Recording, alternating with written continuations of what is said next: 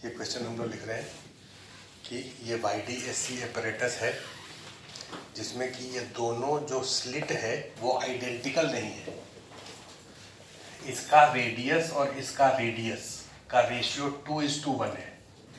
मतलब radius of slit S1 by radius of slit S2। Slit मतलब समझते हो, पिन होल है ये, इसका रेशियो 2:1 है।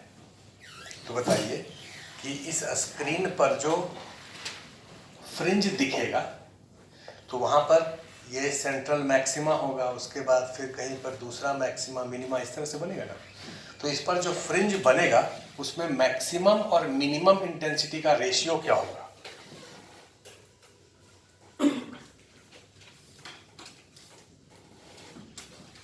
क्वेश्चन लिख लीजिए, find ratio of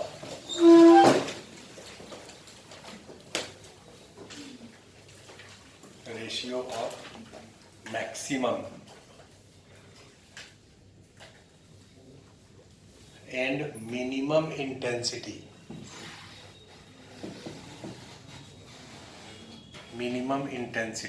on screen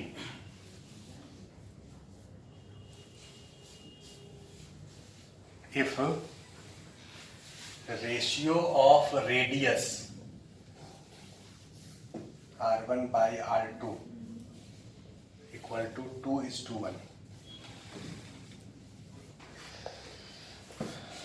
आप देखो, ये हम लोग जानते हैं कि intensity proportional to amplitude square होता है। इंटेंसिटी प्रोपोर्शनल टू, ये लाइट जो होता है ना, ये इलेक्ट्रोमैग्नेटिक वेव है। इलेक्ट्रोमैग्नेटिक वेव कहने का मतलब कि अगर लाइट इस डायरेक्शन में प्रोपगेट कर रहा है, ये direction of propagation of light है, तो इलेक्ट्रिक फील्ड ऐसे ऑसिलेट करेगा।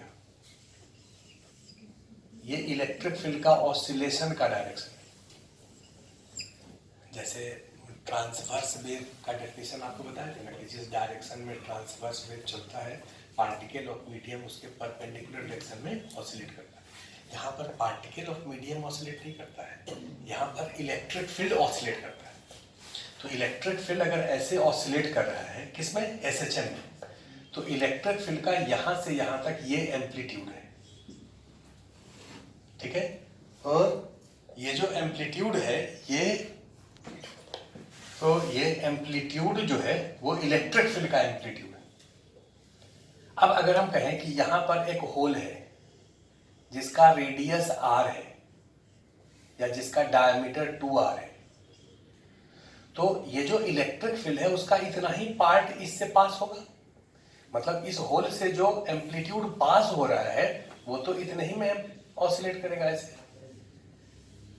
और अगर ये होल का साइज बड़ा हो जाए तो जो एम्पलीट्यूड बाहर निकलेगा उसका साइज बड़ा एम्पलीट्यूड होगा। मतलब इस होल से जो लाइट बाहर निकलेगा, अगर रेडियस बड़ा है तो एम्पलीट्यूड बड़ा होगा, और रेडियस छोटा है तो एम्पलीट्यूड छोटा होगा। इसका मतलब एम्पलीट्यूड प्रोपोर्शनल टू रेडियस आप कह सकते हैं, इस होल का रेडियस या इस होल का डायमीटर, बोलो ना। This amplitude is proportional to radius of this hole. तो आप कह सकते हैं intensity proportional to radius square. यहां से जो इंटेंसिटी बाहर निकल रहा है ये सपोज I1 है, और यहां से जो इंटेंसिटी बाहर निकल रहा है ये सपोज I2 है। अगर इस दोनों का रेडियस सेम होता तो इंटेंसिटी दोनों का हम लोग सेम लेते, जो पहले ले रहे थे, I0 दोनों का लिख रहे थे। लेकिन अभी दोनों का रेडियस सेम नहीं है, इसलिए दोनों का एम्पलीट्यूड सेम नहीं होगा, इसलिए इंटेंसिटी सेम नहीं होगी। तो अगर इंटेंसिटी यहाँ अलग अलग है तो जब इंटरफेरेंस होगा तो मैक्सिमम इंटेंसिटी कितने के बराबर? कहोगे मैक्सिमम I1 प्लस I2 का होल स्क्वायर, और मिनिमम कितने के बराबर? I1 माइनस I2 का।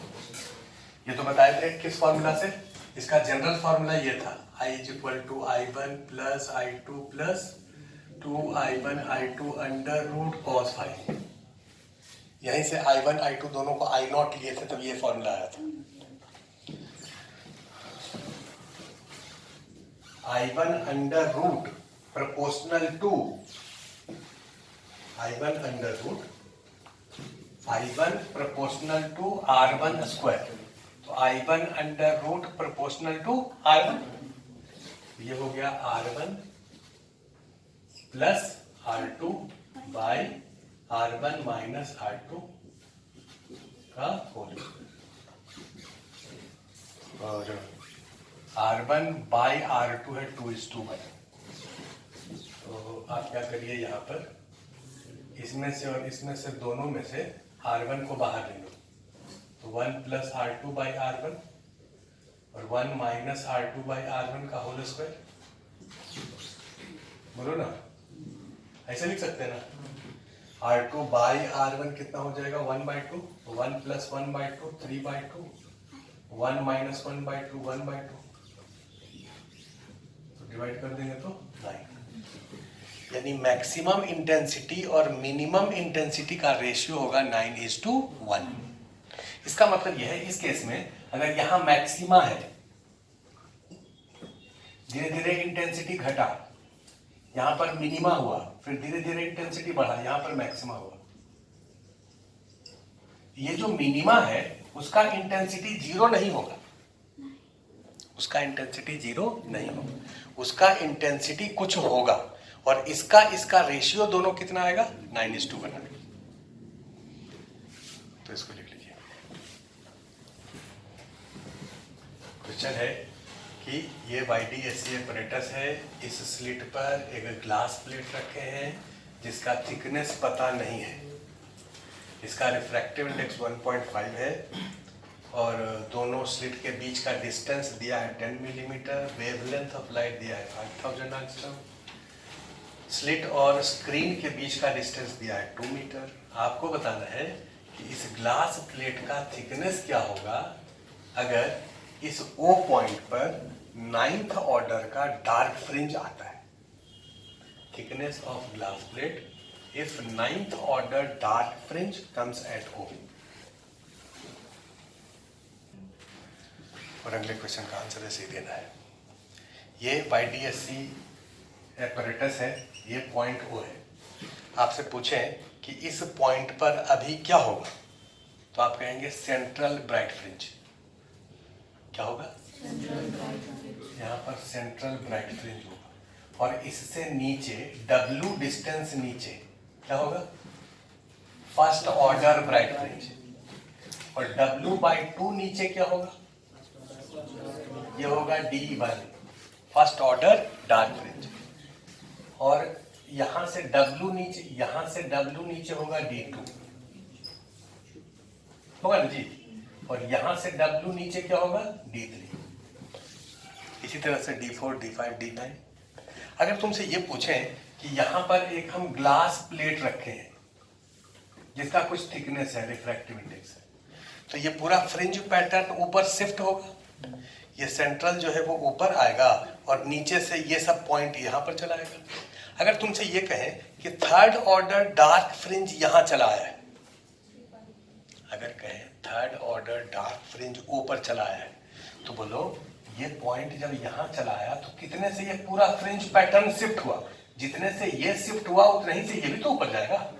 तो शिफ्ट अगर तुमसे पूछे तो क्या कहोगे? कहोगे sir W plus W plus W/2, 2W plus W/2, ये शिफ्ट होगा। अगर third order dark fringe O पर आ जाता है तो शिफ्ट इतना लिखोगे कि नहीं लिखोगे? और अगर कहें 9th ऑर्डर, ये सपोज D9 है, 9th ऑर्डर डार्क फ्रिंज यहां चला आता है तो शिफ्ट क्या लिखोगे? 8W plus W/2। मतलब अभी जो क्वेश्चन है यहां पर अगर D9 आ गया है का मतलब जो सेंट्रल ब्राइट फ्रिंज होगा ये ऊपर चला गया होगा। कितने ऊपर गया होगा? 8W plus 17W/2। पूरा फ्रिंज पैटर्न शिफ्ट कितने से किया? 17W/2। अब इसके कारण शिफ्ट का फॉर्मूला तुमको याद है कितना? D/D μ-1 into T equal to 17/2W, और W कितना? D λ/D। D/D से बढ़ा दीजिए, टी होगा 17/2 म्यू माइनस 1,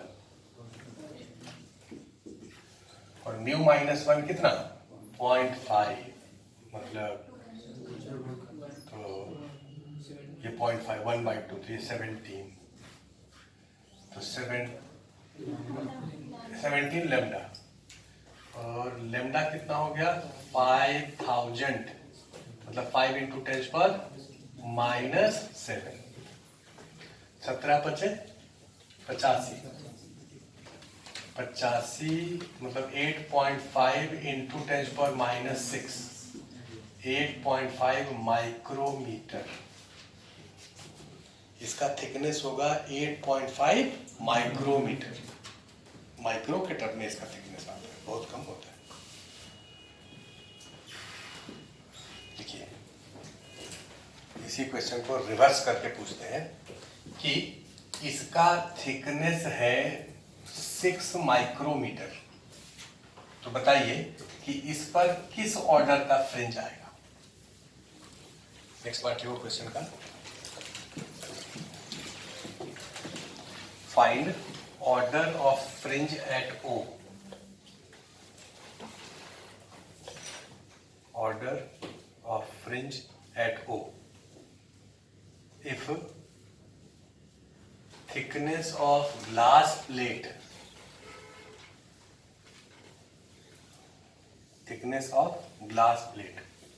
is 6 micrometer.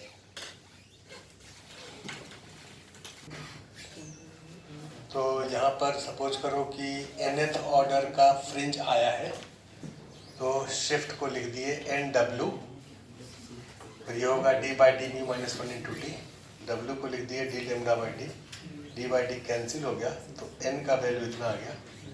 इसको आप यहाँ पर लिखे तो 6 आया, इसका मतलब छठे ऑर्डर का यहाँ पर ब्राइट फ्रिंज आ जाएगा। अगला क्वेश्चन ये है, अगला क्वेश्चन आप लोगों को सॉल्व करना है कि बाकी अरेंजमेंट में हम थोड़ा चेंज किए हैं केवल।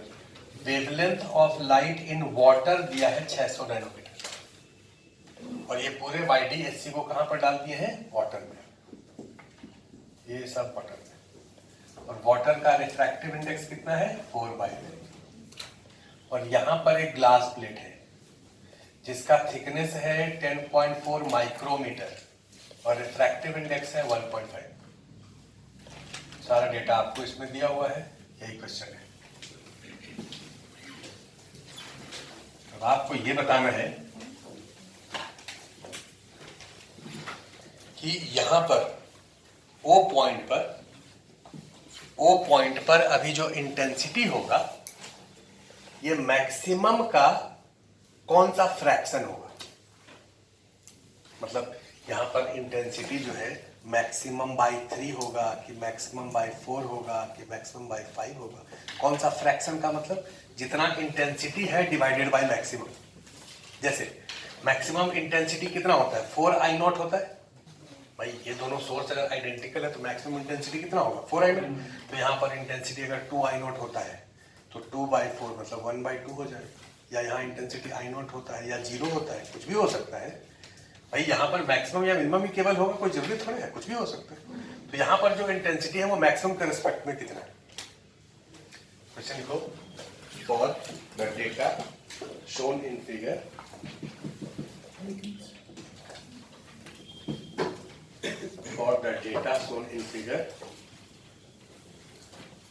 find intensity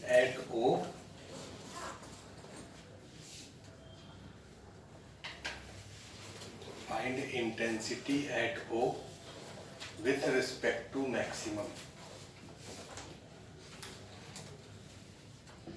Intensity at O with respect to maximum.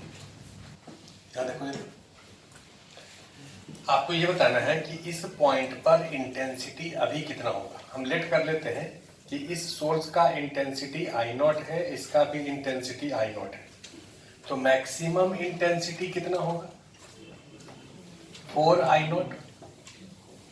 Maximum intensity कितना होगा 4I0। आपको बताना है कि अभी यहां पर इंटेंसिटी कितना है। तो किसी भी पॉइंट पर इंटेंसिटी आपको निकालना है तो दोनों इंटरफेरिंग वेव ये इंटरफेरिंग वेव और ये इंटरफेरिंग वेव में पाथ डिफरेंस आप पता कर लीजिए। इस पूरे टॉपिक में कोई भी क्वेश्चन पूछा जाएगा तो तुम्हारा दिमाग एक ही जगह चलना चाहिए कि पाथ डिफरेंस क्या होगा, फेज डिफरेंस क्या होगा, इंटेंसिटी क्या होगा। यही तीन तो फॉर्मूला ही इसमें। यहां पर पाथ डिफरेंस कितना होगा तो कहोगे देखिए ये वाला पाथ और ये वाला पाथ तो इक्वल है, ये भी वाटर में चला है, ये भी वाटर में चला है, सेम डिस्टेंस चला है, तो ऑप्टिकल पाथ सेम होगा ना। ये पाथ S1O और ये पाथ S2O में से कौन बड़ा है कि दोनों बराबर है? S1O बड़ा है। तो ये पता करो कि ये path difference S1O minus S2O optical, optical समझते हो ना जी, ये कितने के बराबर है? ये अगर तुम कैलकुलेट कर लो, सपोज इसका वैल्यू कैलकुलेट कर लिए, इसका वैल्यू x आ गया, तो ऑप्टिकल पाथ डिफरेंस निकाल लिए। तो फेज डिफरेंस कितना होगा? फेज डिफरेंस डेल्टा फाई कितना होगा? 2 pi lambda in air into optical path difference, ये ना फॉर्मूला होता है। तो इंटेंसिटी कितना होगा? 4I0 cos square phi by 2, phi by 2 का मतलब pi by lambda in air into x. इसका वैल्यू कैलकुलेट कर लेंगे, ये कितना आएगा वो निकाल लेंगे, उसको 4I0 से डिवाइड कर देंगे, ये आंसर हो जाएगा। तो तुम्हारा काम केवल एक्स निकालना है। देखिए ऑप्टिकल पाथ डिफरेंस तुम्हें से कितना लोग निकाल पाते हैं। तो ऑप्टिकल पाथ डिफरेंस इस दोनों के बीच में लिख रहे थे, ये ऑप्टिकल पाथ माइनस ये ऑप्टिकल पाथ, तो यहां से लेकर के यहां तक ऑप्टिकल पाथ और यहां से यहां तक ऑप्टिकल पाथ सेम था। ये पाथ लेंथ होगा म्यू जी इंटू टी और ये पाथ लेंथ होगा म्यू डब्ल्यू इंटू टी। हम लेट कर लिए यहां पर एक प्लेट, किसका? वाटर का। जितना इसका थिकनेस उतना ही इसका थिकनेस, तो इसके आगे का पाथ लेंथ तो दोनों में सेम ही है, केवल इसमें जो डिफरेंस होगा ये नेट पाथ डिफरेंस इस पॉइंट पर आएगा। अब ये पाथ डिफरेंस यहां लिख दिए तो फेज डिफरेंस आ जाएगा, और यहां पर वेवलेंथ इन एयर को लिख दिए mu W into lambda W, क्योंकि ये रिफ्रैक्टिव इंडेक्स का फॉर्मूला आप जानते हैं। तो अब इस क्वेश्चन में ऑब्जेक्टिव क्या क्या था? पहला ऑब्जेक्टिव था कि इस पॉइंट पर ऑप्टिकल पाथ डिफरेंस लिखिए, तो आंसर ये होगा। इस पॉइंट पर फेज डिफरेंस लिखिए, तो उसका आंसर ये होगा। ये वाला जो टर्म है इसको क्या कहेंगे?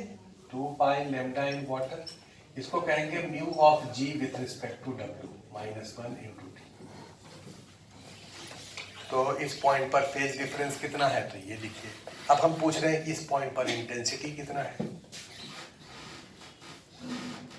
तो 4I0 cos square phi by 2, phi by 2 कर देंगे तो कितना आ जाएगा? Pi by lambda W mu G W minus 1 into T.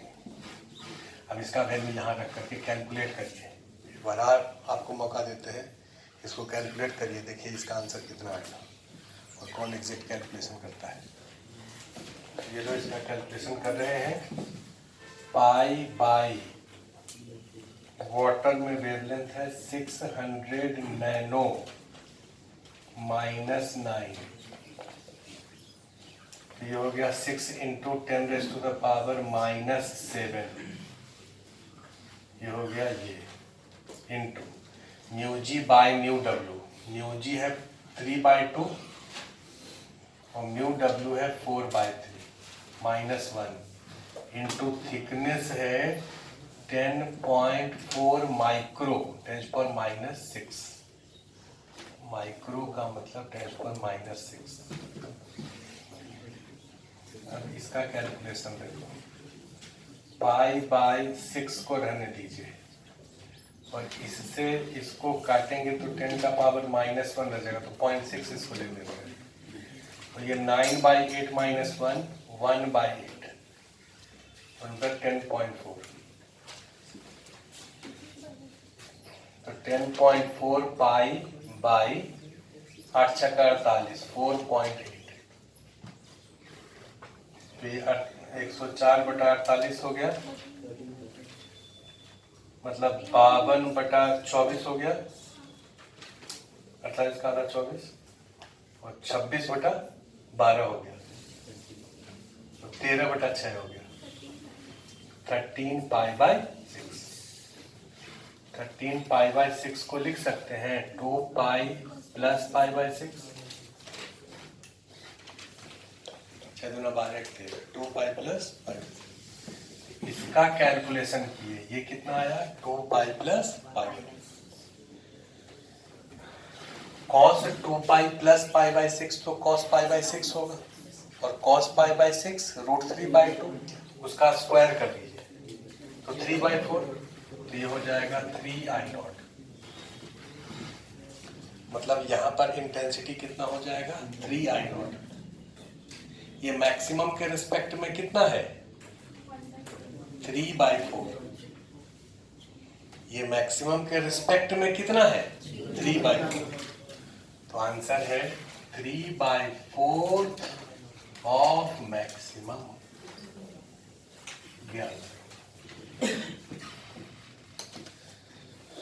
जब सोर्स S1 पर था यहां पर, तब सेंट्रल मैक्सिमा का पोजीशन ये था। अभी सोर्स को हम 1 मिलीमीटर ऊपर कर दिए, तो बताइए कि अब सेंट्रल मैक्सिमा यहीं रहेगा या इससे नीचे होगा या इससे ऊपर होगा। पहला सवाल ये, बिना सॉल्व किए हुए बताओ, नीचे जाएगा ऊपर जाएगा कि वहीं रहेगा? नीचे। कितना से नीचे जाएगा? कितना से नीचे जाएगा? लिखिए फाइंड, क्वेश्चन लिख लो, find the distance, find the distance by which central maxima will move on screen। सब लोग ध्यान प्लीज, लिखना बंद करिए, देखना शुरू करिए। अगर इसको हम यहां पर कर दिए हैं तो सेंट्रल मैक्सिमा अब यहां नहीं रहेगा, नीचे जाएगा। ये तो तुम सब समझदार लोग समझते हो। कोई पूछे क्यों, तो हम कहेंगे देखो, यहां से जो लाइट बाहर निकलेगा और यहां से जो लाइट बाहर निकलेगा, उसमें सोर्स पर पाथ डिफरेंस 0 नहीं होगा। ये पाथ अहेड होगा और ये पाथ लैग होगा। अहेड का मतलब जहां लाइट पहले पहुंचता है, लैग का मतलब जहां बाद में पहुंचता है। तो ये इस दोनों में सोर्स पर पाथ डिफरेंस होगा, मतलब सोर्स पर फेज डिफरेंस होगा। सोर्स पर फेज डिफरेंस होगा। अब अगर सेंट्रल मैक्सिमा हम यही कर दें तो ये पाथ और ये पाथ तो इक्वल है, तो क्या इस पॉइंट पर net path difference, path difference हमेशा ओरिजिनल सोर्स से निकलता है, नेट पाथ डिफरेंस क्या 0 होगा? कहोगे नहीं, ये वाला पाथ तो बड़ा हो जाएगा और ये वाला पाथ छोटा हो जाएगा। तो आप ऐसा करिए कि इसको नीचे शिफ्ट कर दीजिए सच दैट इधर का लेंथ ज्यादा हो और ये वाला लेंथ कम हो। इस तरह से इधर जितना ज्यादा है ये वाला उतना ही ज्यादा हो जाए, तो नेट पाथ डिफरेंस वहां कितना हो जाएगा 0। बोलो ना, ये सपोज करो y से नीचे शिफ्ट किया तो ये y कितना है ये निकालना है, और सिंपल ज्योमेट्री से कैलकुलेट कर रहे हैं। ध्यान से देखो, इसको ऐसे मिला दिए, इस एंगल को थीटा मान लिए, यहां से परपेंडिकुलर इस पर डाल दिए। ये तो तुम लोगों को पता है कि ये डिस्टेंस बहुत ज्यादा है इसके रिस्पेक्ट में, तो इसको पैरेलल कहेंगे। और दो पैरेलल लाइन के बीच के डिस्टेंस निकालने का क्या तरीका सिखाया है कि छोटे वाले लाइन से बड़े वाले लाइन पर परपेंडिकुलर डालिए। बोलो ये लेंथ कितना होगा d sin थीटा। फिर से बताएं कि समझ आता है, ये थीटा है तो ये 90 माइनस थीटा होगा, ये थीटा होगा क्योंकि ये परपेंडिकुलर, ये परपेंडिकुलर, ये थीटा है तो ये d, इधर d cos थीटा, इधर d sin थीटा। उसी तरह से इधर देखो, यहां से हम इस वाले पॉइंट को मिलाते हैं, इसको अल्फा मान लेते हैं, ये एंगल कितना है अल्फा। अब ये डिस्टेंस यहां से यहां तक भी 1 मीटर है, ये मिलीमीटर में है, तो इस लाइन को और इस लाइन को भी हम लोग पैरेलल कहेंगे। और जब इस दोनों को पैरेलल कहेंगे तो छोटे वाले लाइन से बड़े वाले लाइन पर परपेंडिकुलर डाल दो, यहां से इस पर। बोलो ये डिस्टेंस कितना होगा, तो कहोगे सर ये परपेंडिकुलर है तो ये भी तो परपेंडिकुलर हो गया। ये अल्फा है तो ये कितना 90 माइनस अल्फा, ये कितना अल्फा, ये d cos अल्फा, ये d sin, तो ये डिस्टेंस हो गया d sin अल्फा। अब ये इतना ज्यादा है और ये इधर का इतना ज्यादा है, तो ये जो ज्यादा है और ये जो ज्यादा, दोनों बराबर हो जाना चाहिए। तो d sine alpha is equal to d sine theta, यानी alpha equal to theta, tan alpha equal to tan theta. Tan alpha और टेन थीटा को बराबर कर दो। टेन थीटा कितने के बराबर? y by capital D. Tan theta, sine theta को टेन थीटा लिखे, y बाई कैपिटल डी। और टेन अल्फा कितने के बराबर? 1 millimetre by d1, 1 millimetre by d1। तो बोलो y कितना होगा? इसको इधर ले आते हैं, तो ये 2 है और ये 1 है, तो 2 metre 1 metre, metre metre cancel, तो 1 मिली, तो 2 मिलीमीटर हो गया। मतलब ये शिफ्ट करेगा 2 मिलीमीटर। समझ आ गया? अर्सलान को समझ आया? अगर ये डिस्टेंस 2 मीटर होता तब उधर भी उतना ही शिफ्ट करता जितना इधर होता, लेकिन ये चूंकि कम है, ये ज्यादा है, इसलिए वो ज्यादा नीचे है।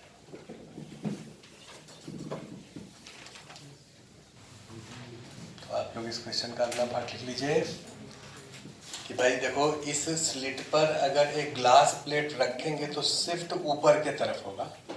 अगला क्वेश्चन ये पूछा जाए कि S1 पर कितने थिकनेस का ग्लास प्लेट रखें जिससे कि सेंट्रल ब्राइट फ्रिंज फिर से ऊपर आए। तो देखिए, find thickness of glass plate placed at S1 such that central bright fringe again comes at O. Central bright fringe again comes at O. तो अगला क्वेश्चन आप लोग भी लिखिए, सब लोग लिखिए। ये YDAC apparatus का डेटा दिया हुआ है, ये सब जो है मिटा देते हैं। ये YDAC apparatus है और कुछ नहीं लिखा है का मतलब सोर्स कहाँ पर है? यहाँ पर है।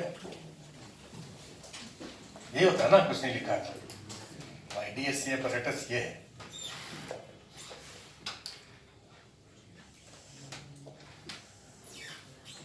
ये दो सोर्स है, S1 S2,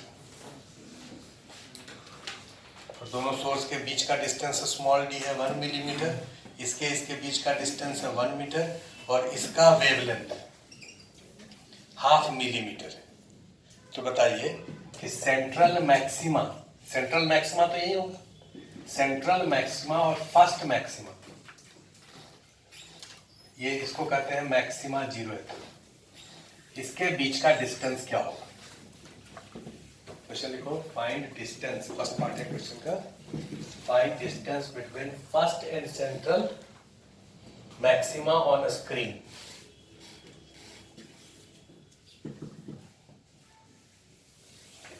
और सेकेंड पार्ट लिखिए, find the number of maxima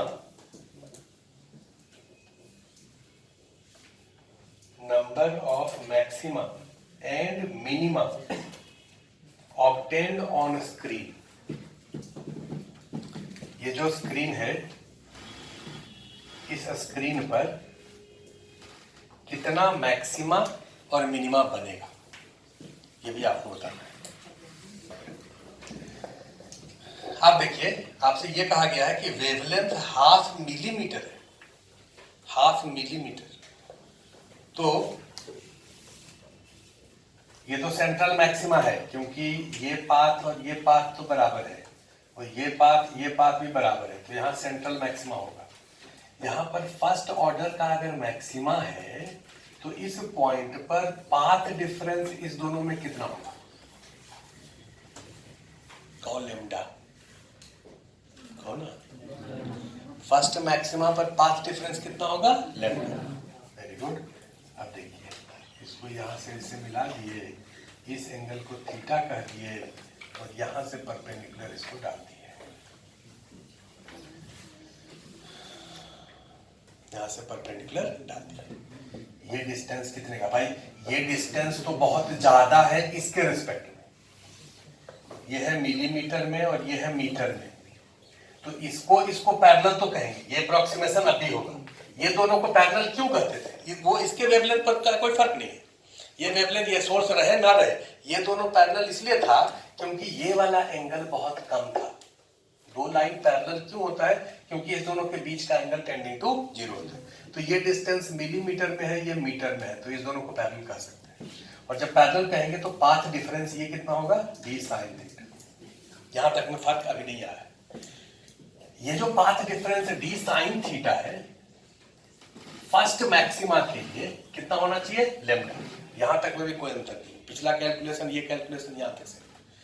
अब इसके बाद जो d sin थीटा को d tan थीटा कर देते थे, वो अभी नहीं कर सकते। इसलिए इसलिए नहीं कर सकते क्योंकि देखो sin थीटा कितने के बराबर? लैम्डा बाय डी, और लैम्डा कितना है? हाफ मिलीमीटर, और d कितना है? 1 मिलीमीटर, 1/2। साइन थीटा अगर 1/2 है तो क्या थीटा बहुत कम है, टेंडिंग टू जीरो है? थीटा तो 30 डिग्री है, तो साइन 30 और tan 30 बराबर हो जाएगा। लेकिन अगर ये लैम्डा, ध्यान से इस बात को समझना, अगर ये लैम्डा एंगस्ट्रम में हो, 5000 एंगस्ट्रम, और ये मिलीमीटर में हो, 10 मिलीमीटर या 1 मिलीमीटर। अब देखो मिली का मतलब ये 10⁻² हो गया, यहाँ कट के 10⁻8 हो गया, ये 3 चला गया तो 5 इंटू 10⁻6 हो गया। ये 5 इंटू 10 5 मतलब 0.00005। इसको आप जीरो कह सकते हैं, कह सकते हो कि नहीं? इसको जीरो कह सकते, तो साइन थीटा को थीटा लिख सकते, लेकिन अभी साइन थीटा को थीटा नहीं लिख सकते। ये फर्क अभी में आया, तो ठीक है, अभी इसका अप्रॉक्सीमेशन नहीं करेंगे, थीटा का वैल्यू निकालेंगे। साइन थीटा 1/2 हो गया, थीटा कितना हो गया? 30 डिग्री हो गया ना जी। तो tan थीटा कितना हो जाएगा? क्योंकि हमको ये हाइट निकालनी है, इसके बीच का डिस्टेंस तो निकालना है। तो ये डिस्टेंस अगर y मान ले तो tan 30 कितने के बराबर? y by capital D। tan 30 तो y हो जाएगा कैपिटल D बाई √3, 1/√3 मीटर। तो तुम्हारा यहाँ कितना आया था? 1/2 मीटर। दोनों अलग है, वो सही है और ये गलत है, उसको लिखिए। तो सेकंड पार्ट में पूछा गया आपको कि इस स्क्रीन पर कितना मैक्सिमा होगा और कितना मिनिमा होगा। यह स्क्रीन इधर कहां तक है? इंफिनिटी तक। इधर भी कहां तक है? इंफिनिटी तक। ये बताओ कि सपोज करो कि ये nth मैक्सिमा है, दिस इज nth मैक्सिमा। ये कौन सा मैक्सिमा है? nth maxima. तो इस पर path difference d sin theta कितने के बराबर? n lambda. Sine theta is equal to n lambda by d, हो ना? ये n का मैक्सिमम वैल्यू कितना चाहते हैं? इसको ऐसे करो, n लैम्डा का वैल्यू रख दो हाफ मिलीमीटर, और स्मॉल d का वैल्यू रख दो 1 मिलीमीटर। मतलब sine theta is equal to n/2। Sine theta is equal to n/2। यहां पर n क्या है? इंटीजर, 0 हो सकता है, 1 हो सकता है, 1.5 नहीं हो सकता है, क्योंकि पाथ डिफरेंस n लैम्डा है। तो या तो पाथ डिफरेंस 0 हो, या लैम्डा हो, या 2 लैम्डा हो, या 3 लैम्डा हो, यही तो मैक्सिमम कंडीशन हो। तो n का वैल्यू आप क्या क्या रख सकते हैं? n का वैल्यू 0 रख सकते हैं, n का वैल्यू 1 रख सकते हैं, n का वैल्यू 2 रख सकते हैं। क्या n का वैल्यू 3 रख सकते हैं? n का वैल्यू जब 2 रखोगे तो साइन थीटा 1 हो जाएगा, मतलब थीटा 90 हो जाएगा। ध्यान से देखो, ये वाला एंगल जब 90 हो जाए तो ये ऐसे हो जाएगा।